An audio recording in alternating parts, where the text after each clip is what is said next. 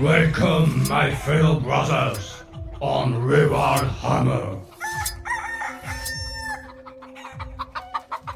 Et salut à tous, mes très chers amis ruralistes et wargamers, salut à tous et bienvenue sur Rural Hammer, le podcast du wargame à l'ancienne et du Warhammer bien de chez nous, qui s'est décidé à se sortir les doigts pour alimenter sa rubrique lore, une rubrique jusqu'alors assez pauvre car elle ne contient que les 2 émissions dédiées à la campagne des Rubis. Bon, des émissions exceptionnelles que je vous invite chaudement à consulter. On avait retracé avec Xavier de la Minute Warp toute la narration qui tournait autour de cet événement fabuleux qui était le Rural Hammerfest.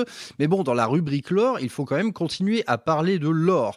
Donc cette rubrique, elle sera alimentée par plusieurs choses, mais principalement par ce seront mes lectures, les lectures du moment que je vais m'efforcer de vous retranscrire. Donc le but, ça va pas être de vous spoiler des ouvrages entiers, ça va être tout simplement d'en parler, tout simplement la qualité de l'œuvre en elle-même.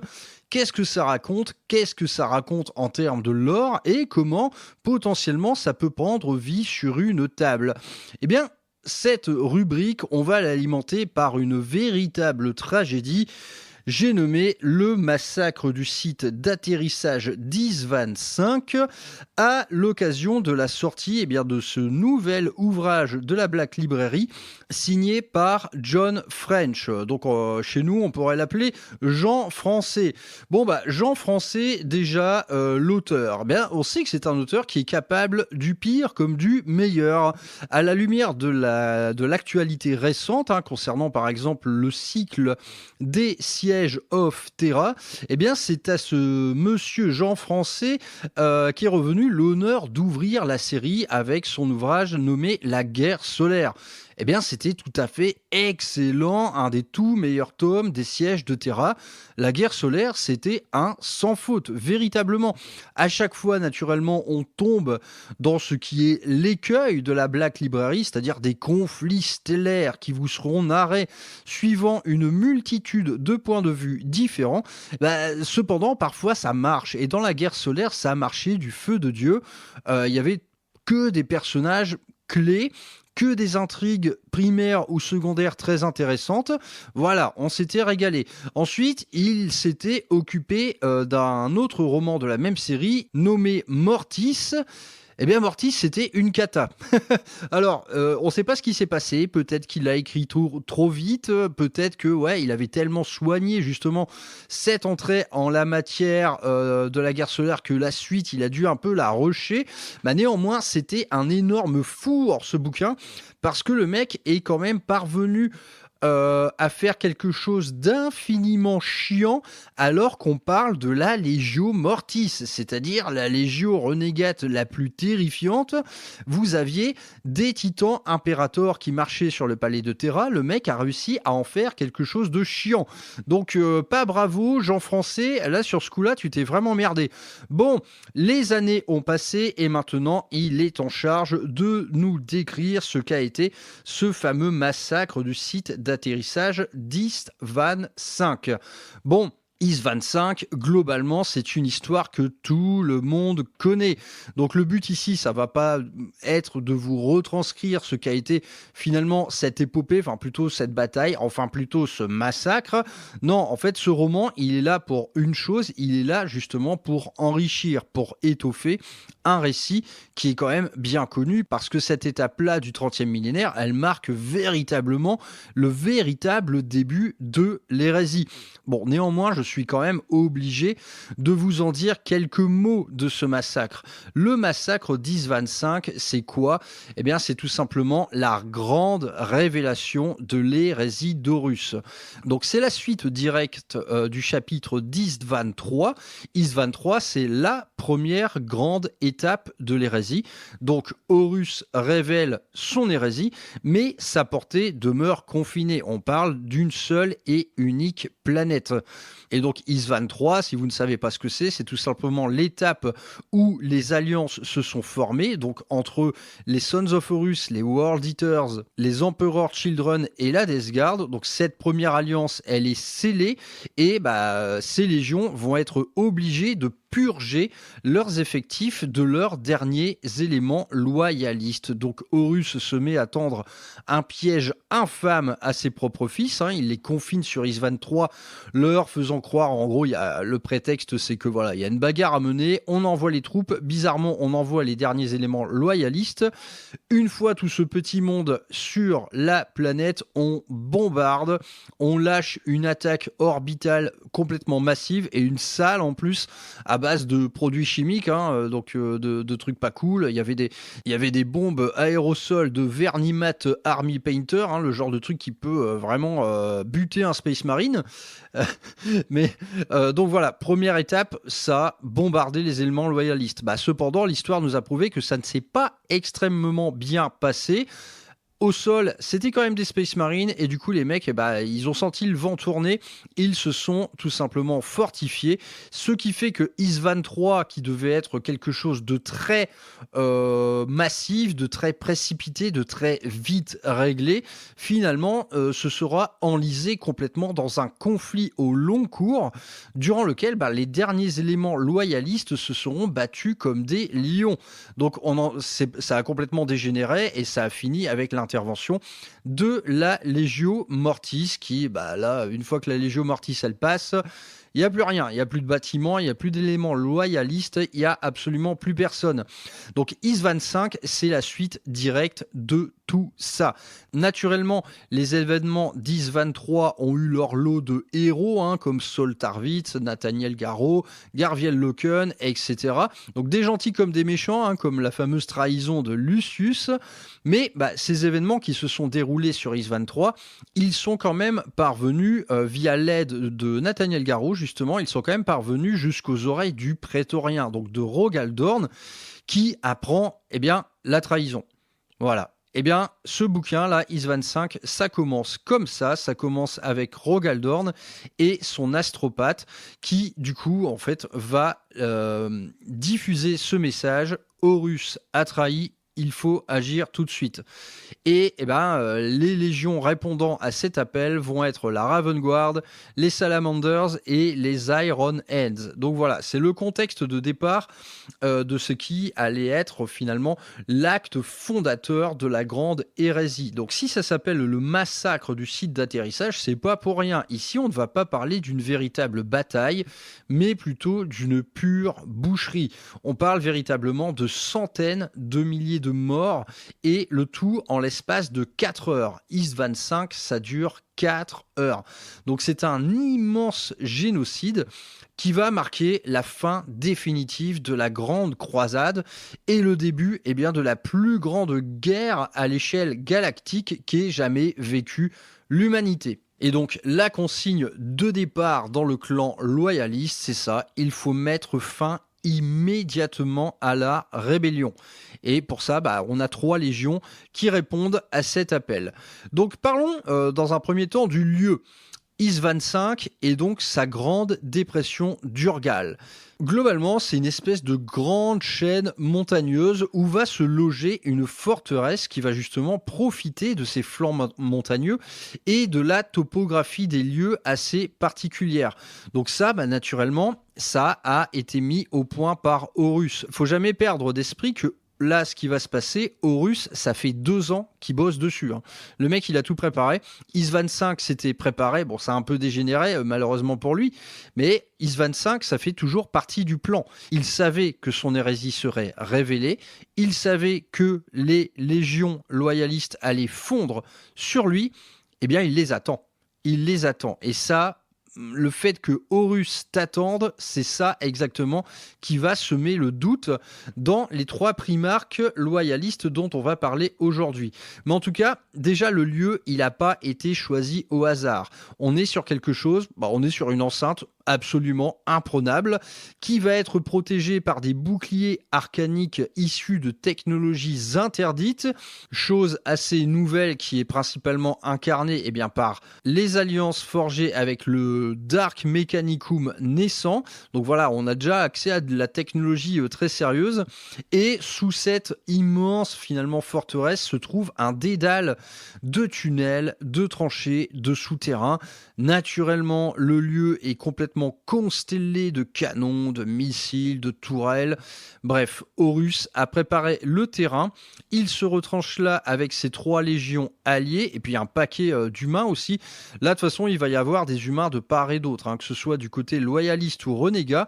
Les mecs ont fait main basse sur un paquet de régiments. Il y a littéralement des centaines de milliers d'humains qui participent à cet événement. Et cet événement, à vrai dire, il demande une certaine précipitation dans le camp loyaliste. Et imaginez-vous, les mecs là, Corax, Vulcan et Ferrus Manus, ils apprennent la trahison d'Horus.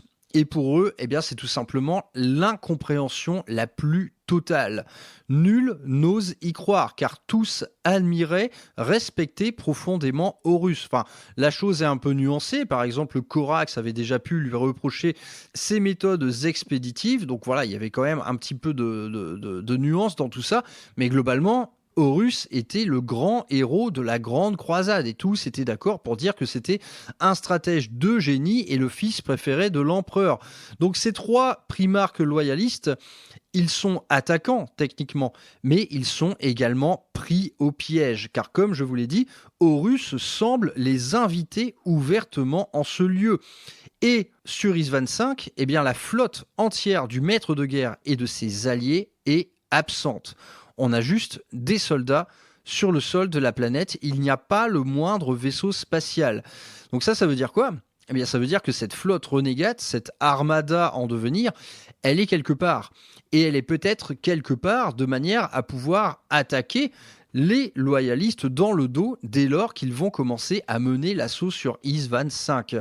Donc la seule solution dans tout ça, c'est qu'il faut attaquer très vite et prendre de vitesse les renforts potentiels que constitue cette armada de vaisseaux.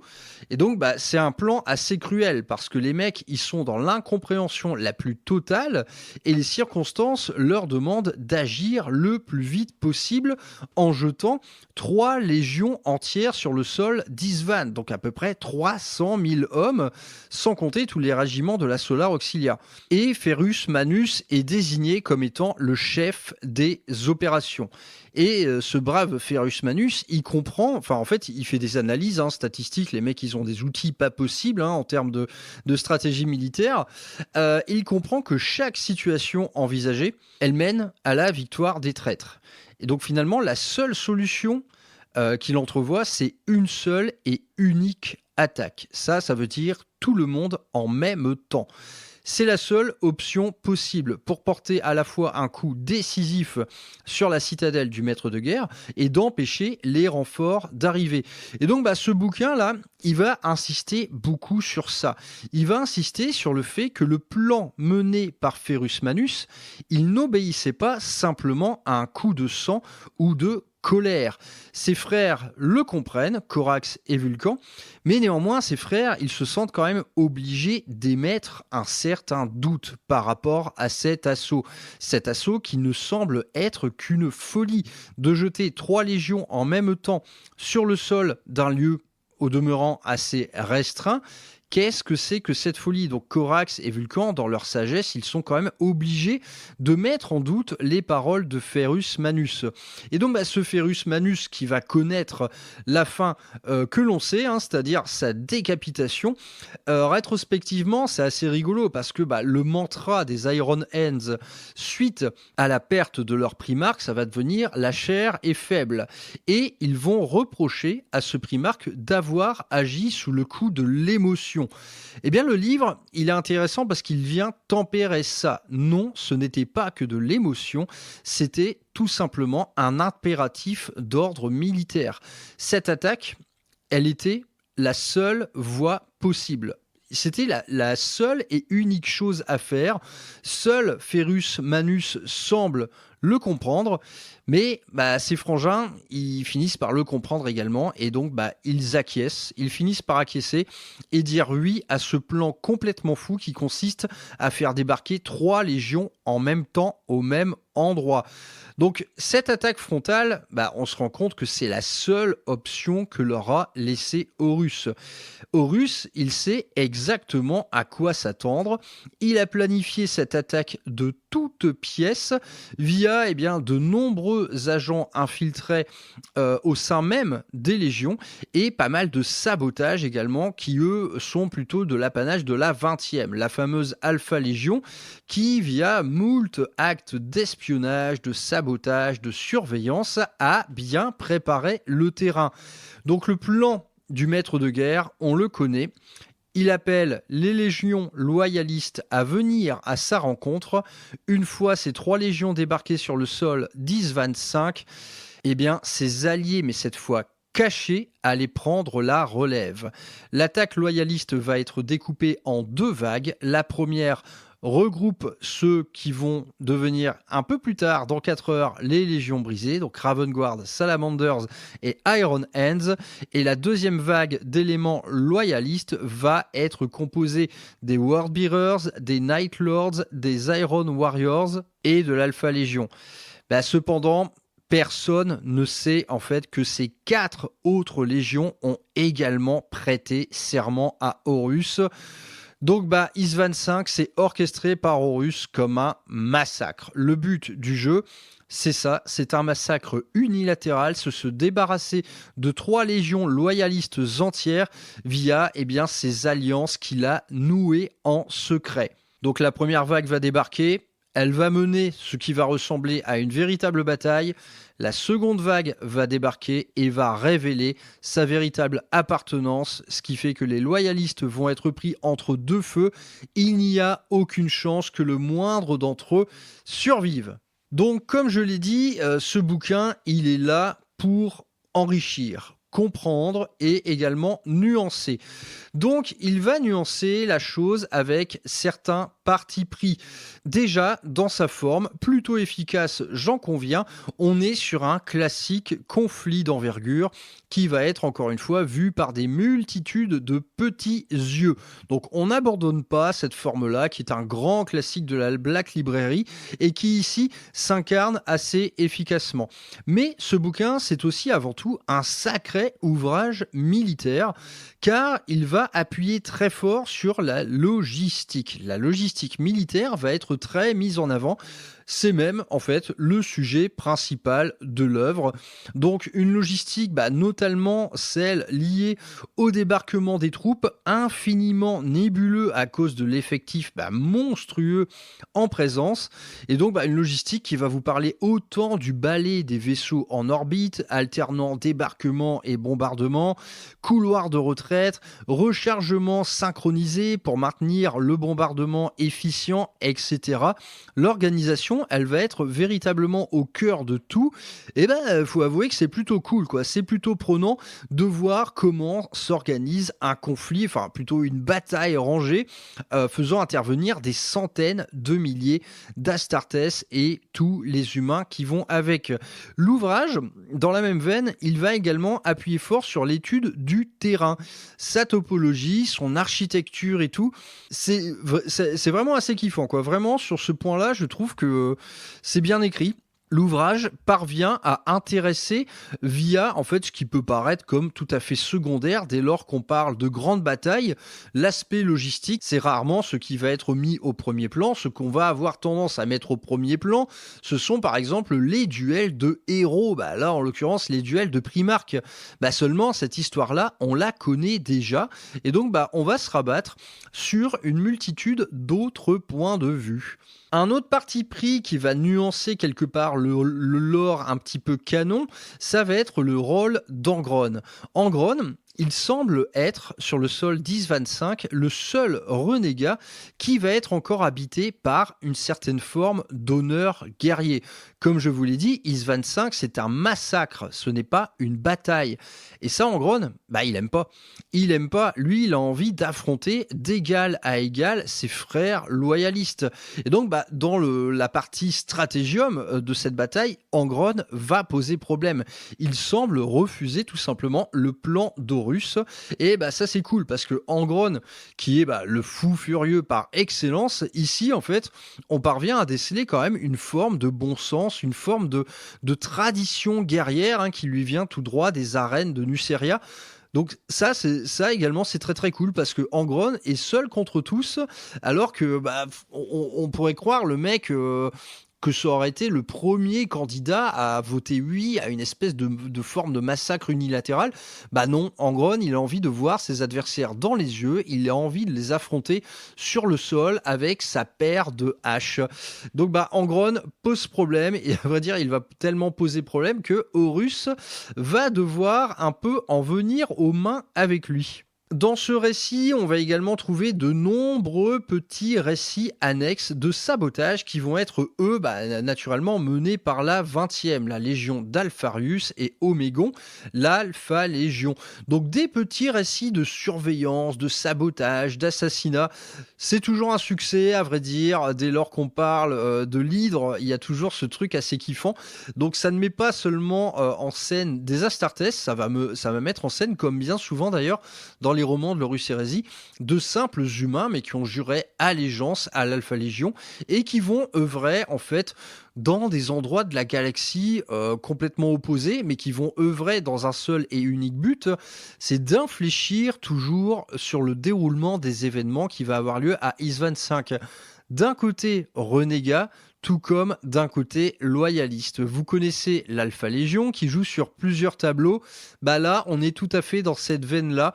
On est tout à fait dans le petit récit d'espionnage, sabotage très sympa, parfois même très cruel. Ça aussi, c'est aussi une bonne qualité du bouquin, je trouve. Les romans de la Black Library sont également connus pour mettre en scène des choses qui se sont précédemment incarnées via des nouveautés en figurines, par exemple.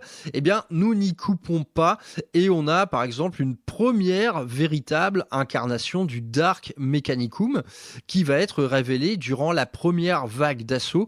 Et donc, on nous décrit ces espèces d'engins un peu arachnéens qu'on a pu voir récemment sortis pour Legio Imperialis par exemple. Ce n'est pas encore sorti pour l'Horus Hérésie, mais à mon avis ça finira par arriver.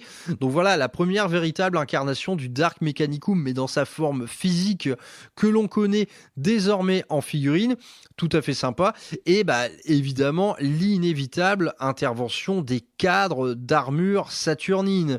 Les fameux Terminator Saturnine et Lord Dreadnought naturellement prennent part à ce conflit. La chose est vue suivant les rangs des Salamanders. Donc naturellement, il fallait des armures saturnines dans ce récit pour rendre hommage aux bien belles figurines sorties récemment. Autre chose qui est mise en avant par le bouquin, c'est la collaboration étroite entre les Astartes et la Solar Auxilia. Donc toujours dans un aspect assez logistique, mais c'est vrai que en fait dans la Black Library, parfois, durant les résidus russes, parfois en fait on voyait souvent ces deux factions œuvrer sur des fronts différents. Elles ne coopéraient pas réellement. Ici, la Solar Auxilia, elle prend vraiment corps avec l'Astartes pour mener l'assaut. Et c'est même la Solar Auxilia qui est la principale responsable en termes de logistique et de stratégie. Voilà, la mise en place des couloirs de retraite, la mise en place, le rapatriement des munitions sur le front, ce genre de truc, c'est la Solar Auxilia qui s'en occupe et à vrai dire, elle fait ça très bien. Et donc, comme j'ai pu le dire précédemment, dans cet ouvrage, il y a également le parti pris de mettre les primarques en très net retrait. Leurs duels, leurs histoires, on les connaît déjà. Donc, dans ce bouquin, vous n'aurez pas le 1 versus 1 guerre du Nord entre Corvus Corax et Lorgar Aurelian. Tout ça, c'est tout simplement mis de côté. Ces duels, ils se sont déjà incarnés par le passé. IS-25 a déjà été couvert par tous les ouvrages de l'hérésie d'Horus. Donc ce bouquin, il est un très bon complément, en vérité. Il va mettre le doigt sur des trucs qu'on ne connaît pas forcément, qu'on ne soupçonnait pas forcément. Il va un peu tordre également le lore traditionnel, ou comme on dit maintenant le lore canon, comme voilà, nuancer le comportement d'Angron. Moi, je trouve ça très bon. Malogurst aussi a le droit à ça. Bref, c'est globalement un bon bouquin, hein. On va dire sans génie. Sans génie, malheureusement. En tout cas, on est loin du désastre Mortis, mais on est également loin de l'excellence d'un bouquin comme La Guerre solaire. Donc c'est un très bon entre-deux, tout ça. C'est plutôt récréatif, à vrai dire. On n'est pas non plus sur du roman de gare, hein, comme peut l'être par exemple la littérature officielle 40 000. Non, on reste dans le cycle Horus Heresy, donc c'est toujours quand même une certaine forme de qualité. Moi, je trouve que durant l'Horus Heresy, les ouvrages désastreux, ils sont là, hein, on les connaît, mais ils sont quand même assez peu nombreux en définitive. Donc on est sur un bouquin franchement très convenable. Il y a quand même un manque de style global, hein, voilà, quand on sort d'une lecture d'un très bon auteur de l'écurie Game Workshop, on voit la différence, tu vois, ça manque cruellement de style, mais néanmoins, c'est bien fichu, et en plus, ça met le doigt sur des trucs intéressants en termes de lore, et c'est parfois assez récréatif, comme le prouve l'inévitable parenthèse Titanic via la Legio Mortis. La Legio Mortis, c'était obligé qu'on en parle un petit peu dans cet ouvrage, et là encore, on en parle plutôt bien. Donc concentrons-nous plus particulièrement sur la première vague d'assaut, parce qu'à vrai dire, la seconde, on sait exactement en quoi ça va consister. Ça va être tout simplement le grand massacre. Donc naturellement, la première vague occupe un solide pourcentage d'occupation au sein de ce livre. Je peux vous parler vite fait des principaux protagonistes. Pas tous naturellement, car ils sont innombrables, mais néanmoins les plus intéressants dans ce conflit. On a tout d'abord Malogurst le Retors, qui est ni plus ni moins que l'écuyer du maître de guerre Horus. Donc Malogurst, au sein du stratégium un peu renégat, il va être le réceptacle de tous les doutes et de toutes les machinations. C'est tout simplement le grand chef d'orchestre. La vision, naturellement, c'est Horus qui l'a, mais Malogurst, ça va être celui qui va tenir à corps toute la logistique qui va tourner autour de ce piège mortel qui est Isvan V. Donc très bon, Malogurst, franchement, moi, c'est un personnage que j'aime beaucoup. Ensuite, on a ce bon vieux Karn, hein, Karn le félon. Karn, il est très mal en point parce qu'il a fini Isvan V littéralement empalé sur la lame avant d'un char Predator. Donc son corps est absolument brisé. Il n'a même plus de mâchoire. Il a des fractures en veux-tu, en voilà. Et du coup, en fait, il devient, vous savez comment ça marche chez les World Eaters, il va devenir moqué par sa propre légion et même méprisé par son propre père. Karn, durant tout cet ouvrage, il va être complètement paumé. Il est brisé de partout, il n'arrive même plus à mettre son armure tout seul. Karn, il va chercher la voie qui le mènera à un degré d'existence supérieur. Et ce degré d'existence supérieur, vous vous en doutez bien, il le trouvera via le massacre.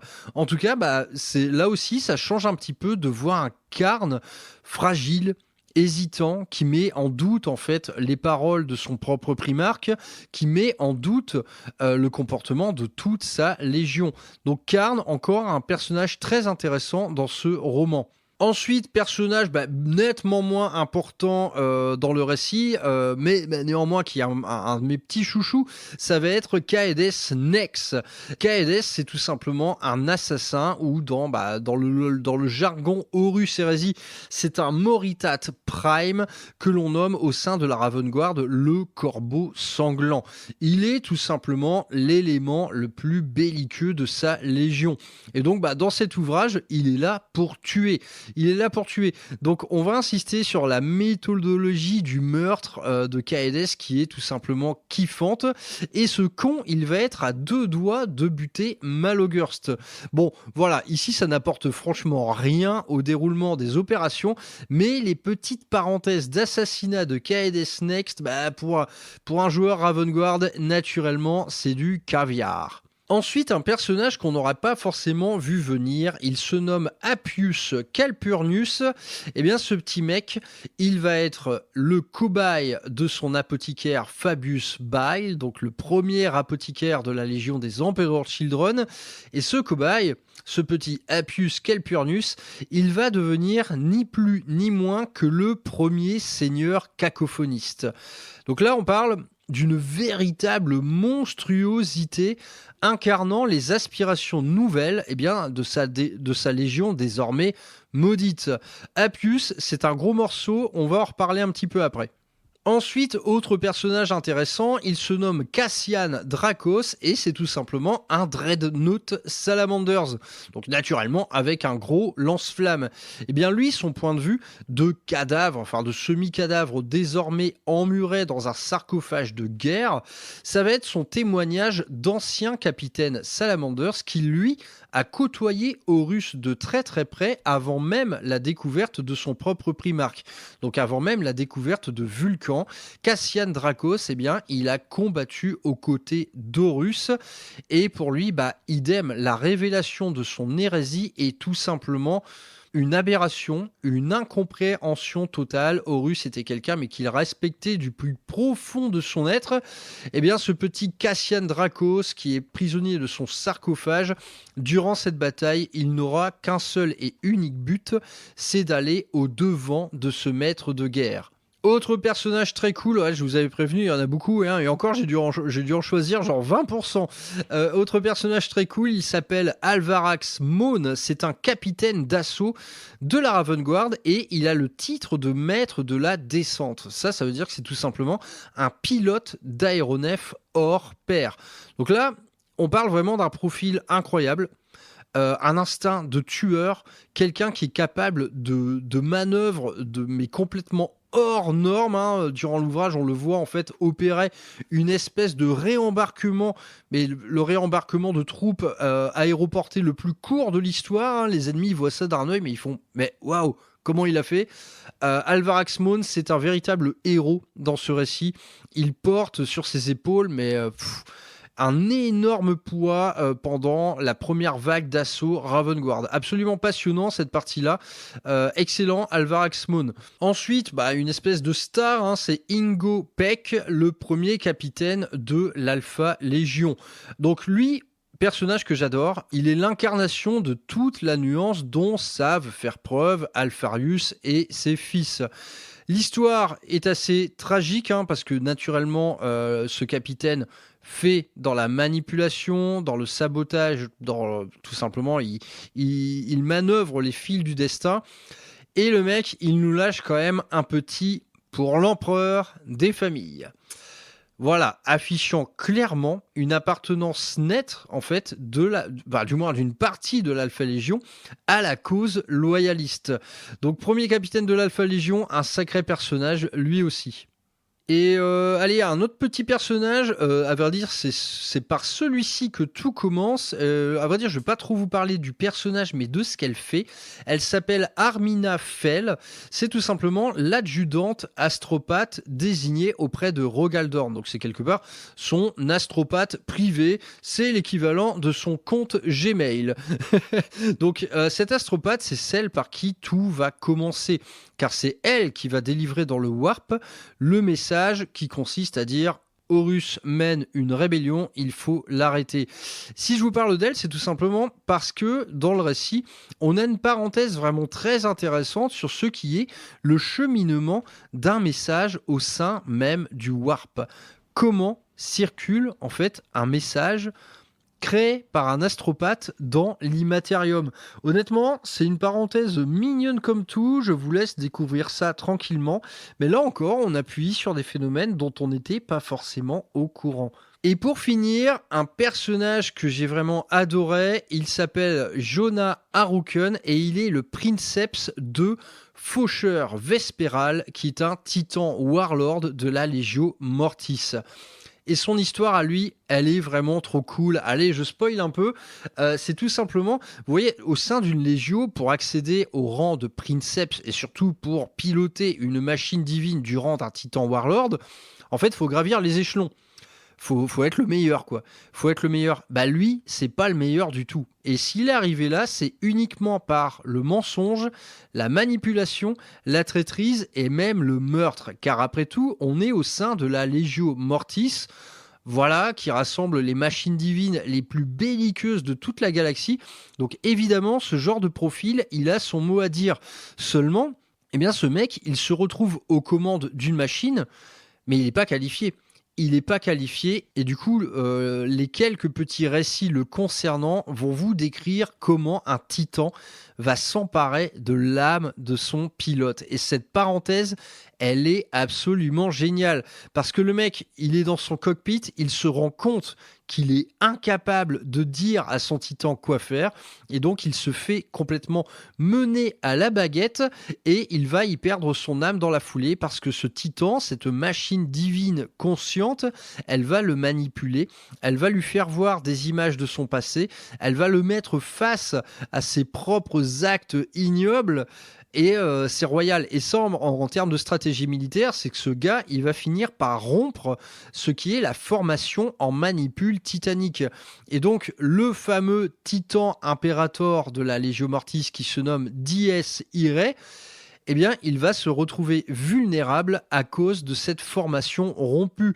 Le mec, en fait, son titan, la faucheur vespéral, il part faire sa life tout seul, manipulant son princeps, et donc, ça découvre un flanc du titan impérator, et ça représente militairement une brèche dans laquelle vont s'engouffrer la division blindée des Salamanders, et là, le combat est complètement épique, et Dies Irae est à deux doigts d'y passer, mais malheureusement, cette horreur, on va la retrouver sur Terra elle-même. En tout cas, parenthèse Titanic véritablement réjouissante et pas mal originale dans sa forme.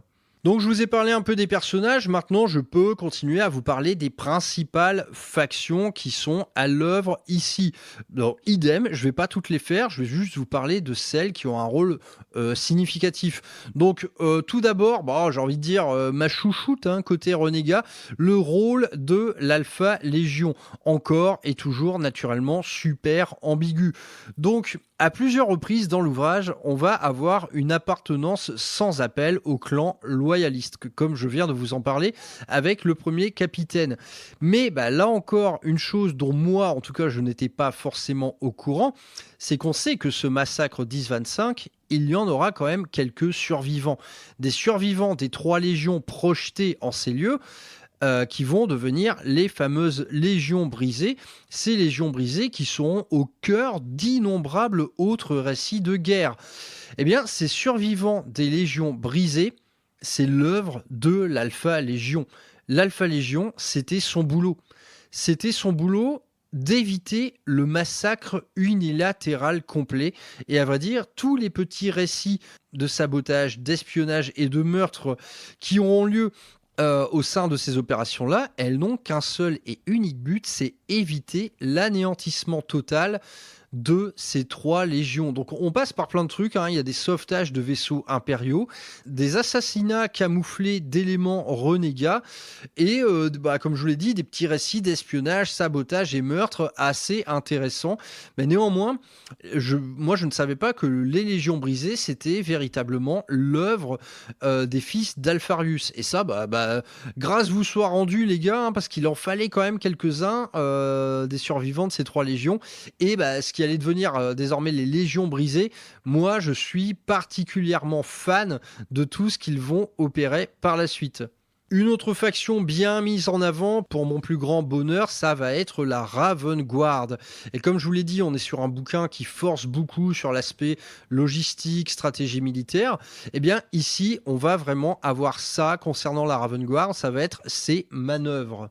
Les manœuvres militaires des fils de Corax. Et ça, en fait, même dans le cadre d'une bataille rangée à l'effectif délirant, la Légion, elle va continuer à suivre ses propres doctrines, c'est-à-dire principalement attaquer, se replier, réattaquer, se cacher et blablabla. Vous connaissez un peu la technique un peu Vanguard approved des Fils du Corbeau.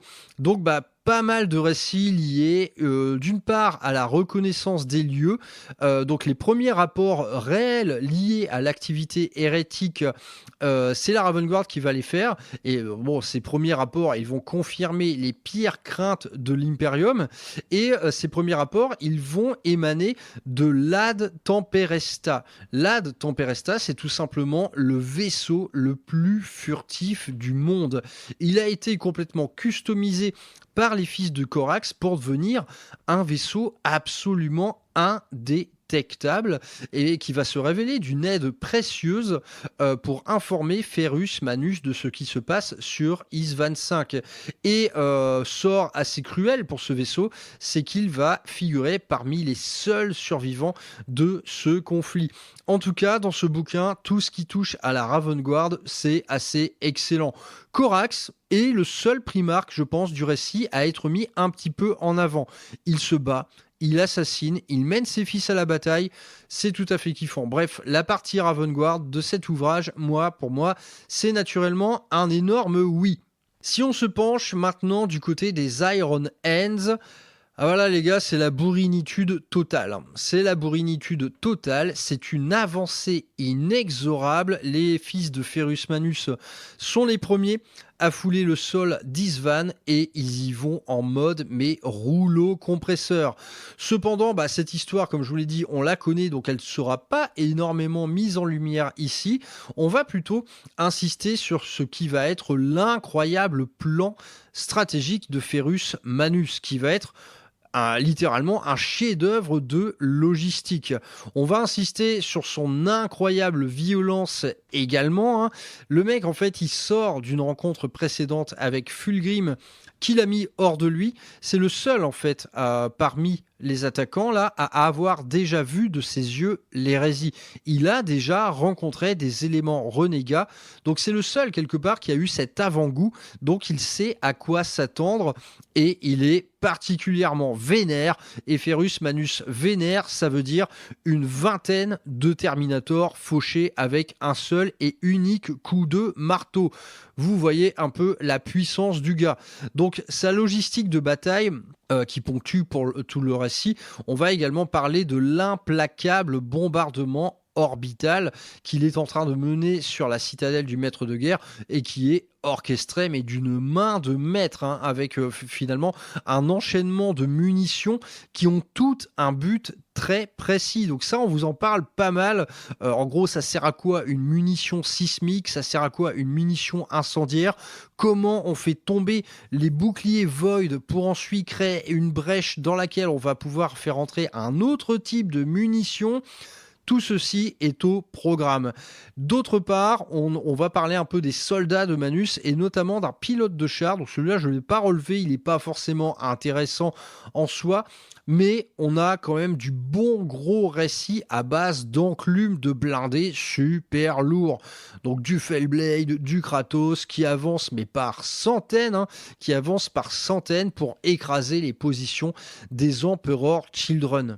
Et si on en vient au grand massacre d'Isvan 5, c'est-à-dire que dans un premier temps, la première vague était censée se mettre en retraite pour que la seconde, avec des troupes toutes neuves, toutes fraîches, prenne le relais. Eh bien, ce couloir de retraite, Ferrus Manus est connu pour l'avoir refusé. Il opérait une véritable poussé en avant, il était à 2 doigts d'atteindre l'enceinte de la citadelle du maître de guerre, il était également à 2 doigts de retrouver Fulgrim, parce qu'il avançait parmi l'élite des Emperor Children, à un moment ou à un autre, il était certain de croiser son primarque frère, et quelque part meilleur ami, mais bon, qui était... voilà, ils étaient fâchés, ça allait plus entre eux, il fallait qu'il le dérouille. Donc c'est... En fait, quand on dit la chair est faible, c'est surtout ce moment-là. C'est ce moment où Ferrus a abandonné la stratégie pour se laisser aller par son instinct. Cependant, là, le livre, une fois de plus, il vient nuancer tout ça. Si Ferrus Manus avait pris ce couloir de retraite, eh bien, il aurait fini comme tous les autres, c'est-à-dire massacré par les légions qu'il croyait encore loyalistes. Donc, il se serait passé quoi au juste si Ferrus Manus s'était replié? Certes, il ne se serait pas fait décapiter par Fulgrim, mais je pense qu'il courait quand même vers une mort inéluctable. Bon, ça, on ne le saura jamais. Mais en tout cas, Ferrus Manus, dans ce bouquin, il est un peu quelque part, je trouve, réhabilité. Certes, il agit sous le coup de l'émotion, une émotion encore vive chez lui, mais également il est le grand stratège de cette opération. Et cette opération, même si elle finit dans la catastrophe la plus totale, elle est véritablement menée de main de maître. Et à vrai dire, Ferrus Manus n'a absolument pas à rougir devant un Horus, par exemple, ou un Perturabo, concernant la gestion de ses troupes. C'est tout simplement un chef d'orchestre de génie. Si on en vient maintenant à nos amis les Emperor Children, donc je vais pas vous parler de, voilà, en gros on sait contre qui ils se battent, on sait ce qu'il se passe, mais je vous l'ai dit, il y a un personnage assez sympa dans tout ça. C'est un seigneur cobaye mis au point par Fabius Bile et qui va incarner la naissance du clan Cacophonie au sein de la Légion. Les Cacophonies, ce sont les ancêtres des Noise Marines tout simplement. Donc les machinations de Fabius, ce fameux Laurent Fabius Bile sur son cobaye, on va avoir droit au point de vue de ce cobaye. Et bien ce point de vue, il va être assez passionnant parce que un Emperor Children, c'est quoi? C'est quelqu'un qui va courir après l'exaltation. Et bien cette partie-là, c'est une véritable ode à l'exaltation via le son et les couleurs. Ce seigneur cacophoniste, lorsqu'il fait la guerre, il ne voit pas de sang, il ne voit pas de bombardement et tout. Non, il voit du son et des couleurs. C'est un créateur. Il va créer des sons, il va créer des couleurs.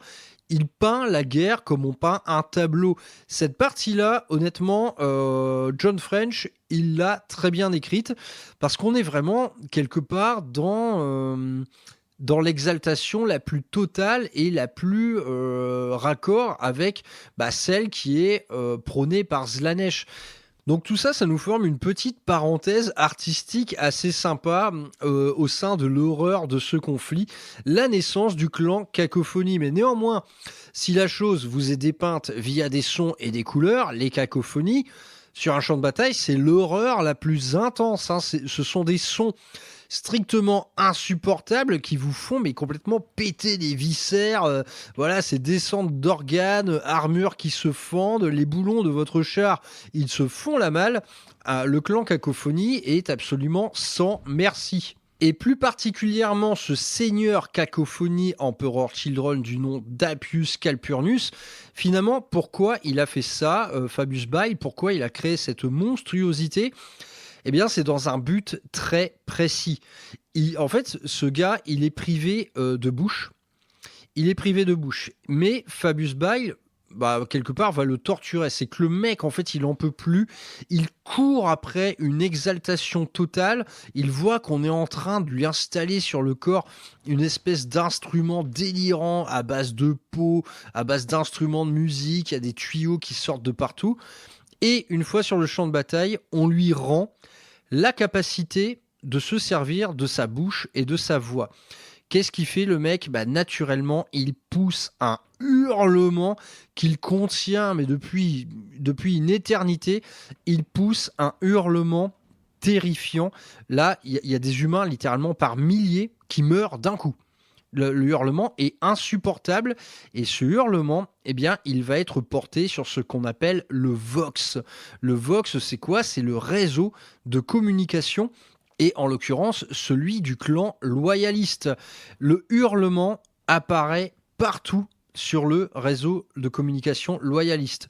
Dans tous les vaisseaux, dans toutes les oreillettes Bluetooth, quoi. Ce cri qui est hurlé durant le débarquement de la première vague d'assaut. Donc vous imaginez, ce sont des milliers de vaisseaux, des milliers de modules de largage. Ce cri, il va complètement anéantir toute forme de communication entre les différents éléments du clan loyaliste et va créer un chaos, mais absolument impitoyable qui va venir ruiner cette mécanique millimétrée mise au point par Ferrus Manus concernant le débarquement des troupes. Donc à partir de là, Isvan 5 commence très mal. Les modules de largage s'entrechoquent entre eux. Il y en a beaucoup même qui explosent. Les servants des vaisseaux sont complètement paralysés par ce cri. Certains meurent sur le coup. D'office, ça commence très mal grâce à ce premier cri du clan Cacophonie nouveau-né. Une autre faction au point de vue intéressant, ça va être le World Bearer, évidemment. Donc, il intervient peut-être sur 2 ou 3 pages dans le récit, mais moi, il y a un truc qui m'a particulièrement plu, c'est que vous connaissez les World Bearers, naturellement, ce sont des dévots. Eux, ils croient véritablement au Panthéon. Pour eux, tout ça, c'est pas de la stratégie militaire, non, c'est de la foi. Et ce qui est génial ici, c'est cet aspect du massacre d'Isvan 5 qui va être vu de manière complètement cérémonielle et rituel. Ça va être vraiment ça, une espèce de boucherie rituelle adressée aux 4 divinités du Panthéon. Donc pour ça, on a naturellement Cor-Phaéron qui semble être le seul être conscient d'une seule chose, c'est ce massacre-là auquel il fait face, qui l'orchestre réellement. C'est qui orchestre réellement cette symphonie de carnage? Est-ce que c'est véritablement Horus ? Ou est-ce que c'est tout simplement ces 4 divinités à qui il a voué allégeance? Ce connard, il a malheureusement raison. Et les 8 légions renégates agissant sur le sol d'Isvan 5, il les voit comme les 8 mains des dieux du chaos. Donc Cor-Phaéron, c'est le seul être sur tout Isvan 5 à être parfaitement lucide par rapport au déroulement des événements. Ces événements se déroulent suivant un plan, et ce plan, ce sont Nurgle, Khorne, Tzeentch et Slaanesh qui sont à l'œuvre, et nul autre. Horus n'est qu'un simple pantin. Et donc Cor-Phaéron, il méprise tout le monde à ce sujet, en venant même à mépriser son propre primarque, Lorgar Aurelian, qui semble lui-même ne pas saisir intégralement la portée de cet événement. Bon, en plus, il s'est fait bolosser par Corvus Corax, donc c'est normal de se foutre un peu de sa gueule. Donc en tout cas, le point de vue des World Bearers, il dénote complètement par rapport aux autres. Les autres, ils sont là en mode, ouais, on va réinventer un impérium débarrassé du mensonge, etc. Non, ce World Bearer là, enfin ce leader spirituel des World Bearers, il voit la chose comme ce qu'elle est réellement, une cérémonie de massacre adressée tout droit aux 4 dieux du Panthéon qui tirent absolument toutes les ficelles. Donc les autres légions, honnêtement, elles sont survolées, que ce soit World Eaters, Sons of Horus, Night Lord et Death Guard. Leurs agissements sont assez survolés, ils ne comportent pas la moindre dose de surprise. On a quand même quelques récits liés aux Sons of Horus qui insistent toujours sur cette espèce de culture des clans qui leur vient tout droit de Chtonia et qu'ils semblent toujours entretenir via des gris-gris, via des petites rivalités. Et bien des millénaires plus tard, on retrouvera toujours cet esprit un peu clanique du côté de la Black Legion. Donc voilà, ça fait toujours plaisir, quelques petites guerres des clans du côté des Sons of Horus. Mais vous allez me dire, tu n'as pas parlé des humains. Ouais les mecs, parce qu'il y a une raison.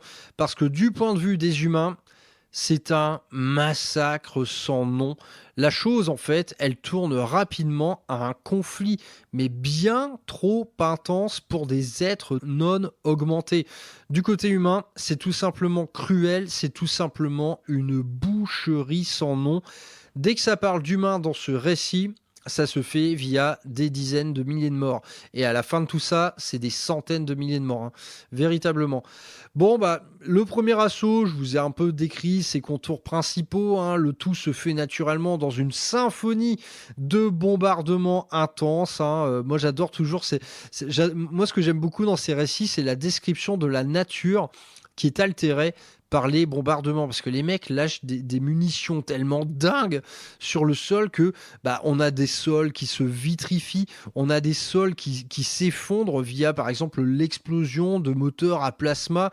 Ça me fait toujours kiffer. Et en fait, dans ce paysage changeant, dans son paysage complètement en rupture, il y a des hommes et des Astartes qui courent, qui se battent. En fait, c'est le dernier cercle de l'enfer, quoi. Quand la nature s'en mêle, oh là, c'est tout simplement trop intense pour sortir de là vivant.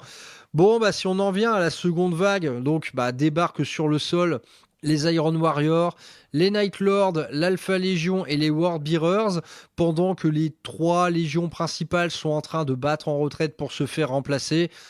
Bah là, c'est très très vite réglé. C'est un massacre unilatéral. Personne n'a la moindre chance de s'en sortir, sauf via les quelques machinations qui ont été mises au point par les fils d'Alpharius. Bon, bah, vous vous en doutez, ça fait bobo à mon petit cœur, tout ça. C'est vraiment très très dur. Ce sont des destins exceptionnels fauchés par une trahison incarné ici massivement et surtout via une logistique, une arithmétique du carnage d'une pure froideur.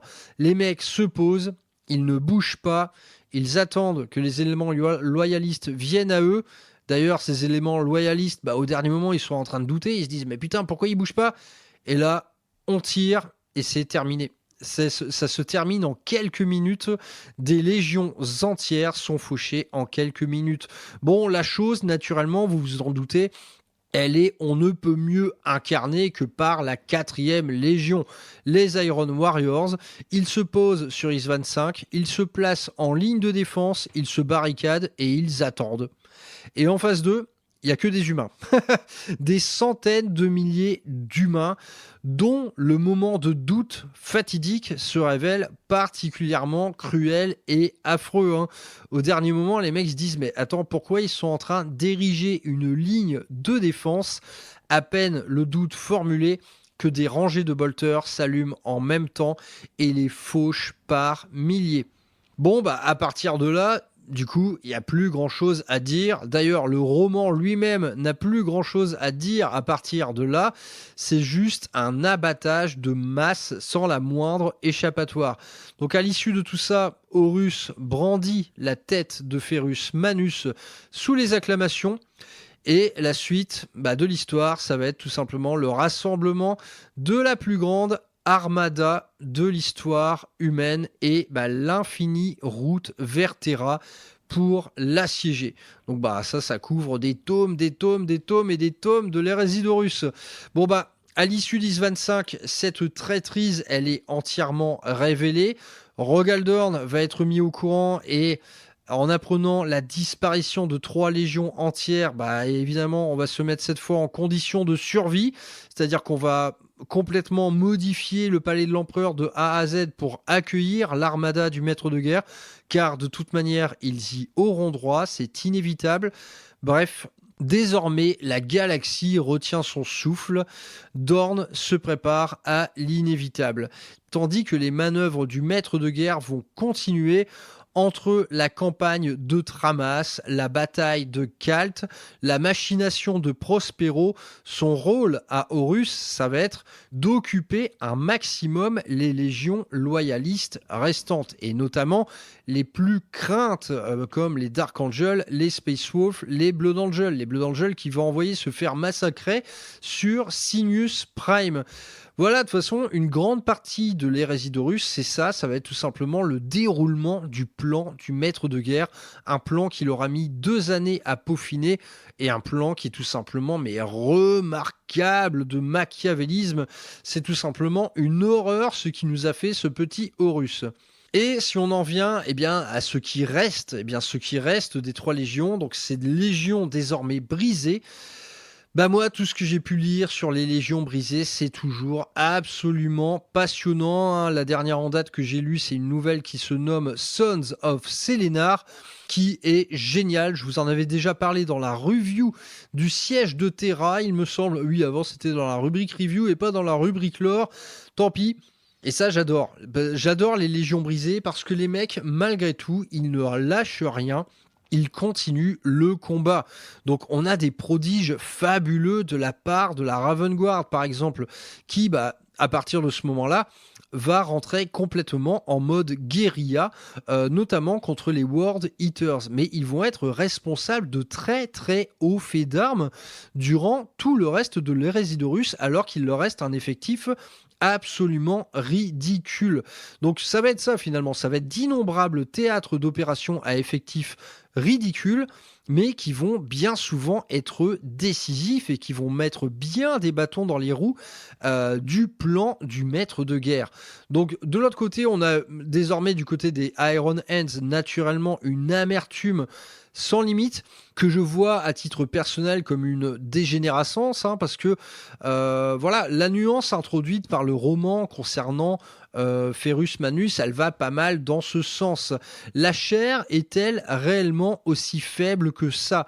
Parce que les Iron Hands, eux, ils vont s'endoctriner complètement à partir de là. La chair est faible, on va se greffer 36 milliards de bioniques, on ne va plus en fait faire confiance à son corps et parfois même on ne va plus faire confiance à ses frères.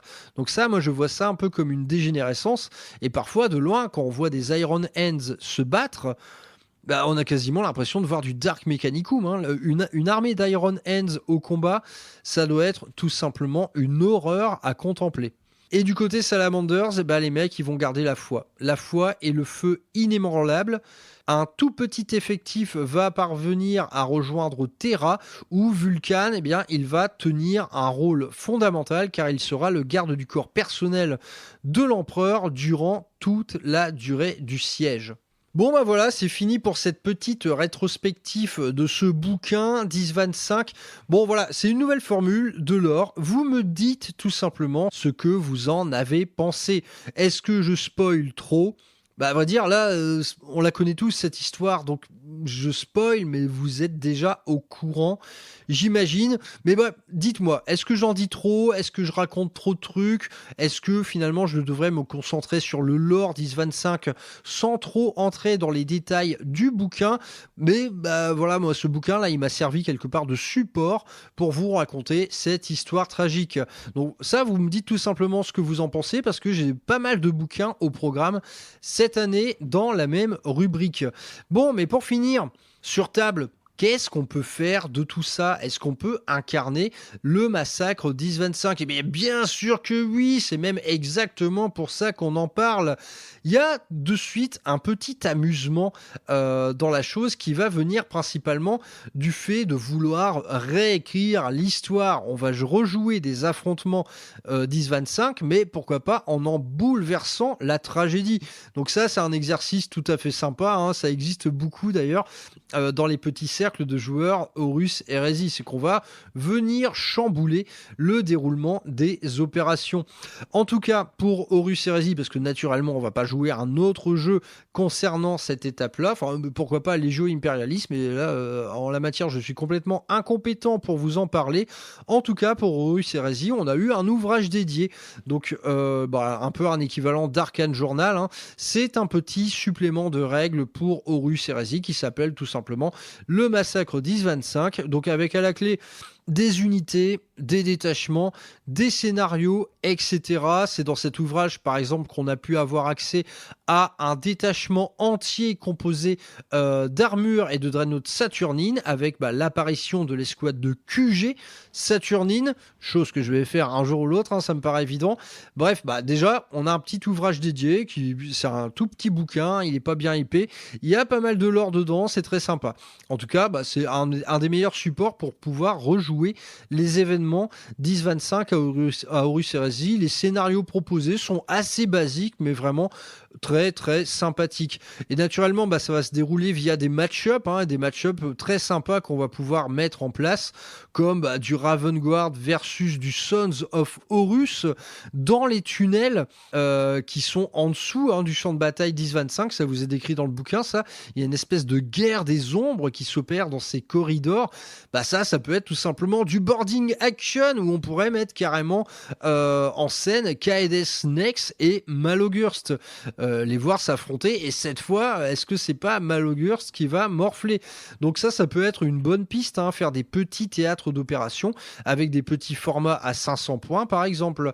Ensuite, on a des missions de sabotage de l'Alpha Légion en milieu confiné qui pourraient faire face à de la Solar Auxilia. Ça aussi, ça peut très bien être incarné carnet à Boarding Action. Oh oui, je vous parle de Boarding Action, ça n'existe pas à Horus Heresy, mais c'est très très facilement adaptable. À vrai dire, je le ferai peut-être un jour quand j'aurai le temps, c'est pas impossible. Et on a l'autre format naturellement qui est Zone Mortalis pour des conflits un peu plus massifs à 1500 points. Mais ça, ça peut très bien également s'incarner comme ça. Ensuite, si on en vient un peu à la grande bataille rangée, un bon vieux Salamanders versus Death Guard, c'est tout à fait stylé. On peut même y greffer quelques titans avec pourquoi pas une colonne de blindés des Salamanders qui essaieraient de shooter un petit Warhound par exemple.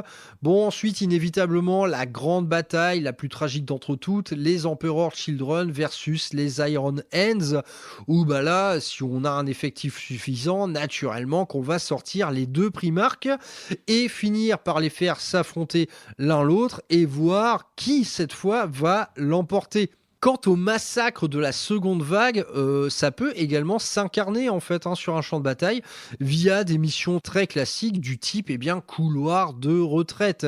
Et dans tout ça, dans tout ce que je vous décris en termes d'idées de bataille, d'idées de format, c'est aussi un excellent moyen de jouer des alliances. Si vous avez un petit club là ou un petit Discord Horus Heresy, vous trouvez des alliances de circonstances. Elles ne sont pas dures à trouver en vérité. Des petits match-up comme ça, voilà, les combinaisons sont nombreuses. Ravenguard allié à des Salamanders versus des Nightlords alliés à de l'Alpha Légion, ça peut être tout à fait stylé. Mais globalement, donc suite à Ice 25, si on veut incarner les Légions brisées, ça je vous en ai parlé dans les émissions Horus Heresy précédentes, je pense, on va le plus possible demeurer sur des petits formats, donc comme Boarding Action ou Zone Mortalis. C'est tout simplement le meilleur moyen d'incarner les Légions brisées. D'ailleurs, je vous renvoie, j'ai déjà dû vous en parler aussi, si vous voulez voir la chose incarnée de manière absolument idéale, je vous renvoie vers la chaîne YouTube qui s'appelle Heresy Era, E-R-A, qui a justement fait un rapport de bataille, mais à tomber par terre, incarnant les Légions brisées au sein d'une zone Mortalis face à des Sons of Horus. Les gars, ça c'est du rapport de bataille archi premium, vous m'en direz des nouvelles.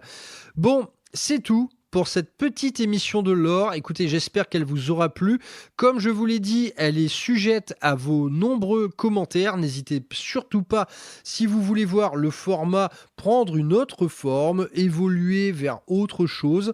Là, en fait, concernant le lore, on peut lui donner la forme un peu que l'on veut.